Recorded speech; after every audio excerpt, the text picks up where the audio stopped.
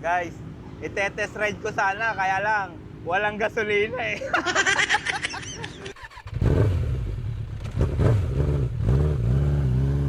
Guys, itetest ride ko sana, kaya lang, walang gasolina eh. Aabot ba to? Ha? Kaya ba? Kaya ba ito yung ano? Hanggang saan aabot ito? Pangasinan. Abot pa to ng Pangasinan. Nandito tayo ngayon sa Bulihad, Carobi. And today, may pa-short test ride tayo. Ito yung Kawasaki ZX-6R ng tropa nating si Balbon. And pinayagan niya tayong tikman kahit dito lang around the area. Hindi ito full review. Hindi rin tayo magpapaka-racer dito. Quick fill lang.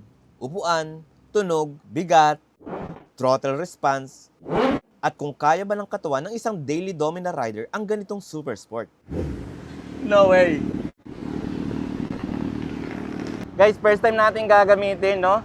Salamat sa tropa, papahiram niya yung kanyang ZX-6R, okay?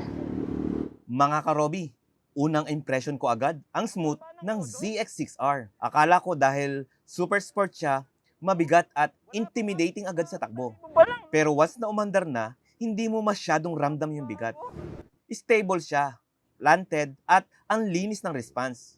Yung brake niya, ang lambot gamitin, grabe. Pero ramdam mo yung kagat. Hindi siya nakakatakot at hindi rin bitin. Controlled lang. Sa throttle naman, napaka-responsive. Kunting pihit, buhay agad yung makina. Pero real talk lang mga karobi. Sa traffic mo talaga mararamdaman yung bigat nito.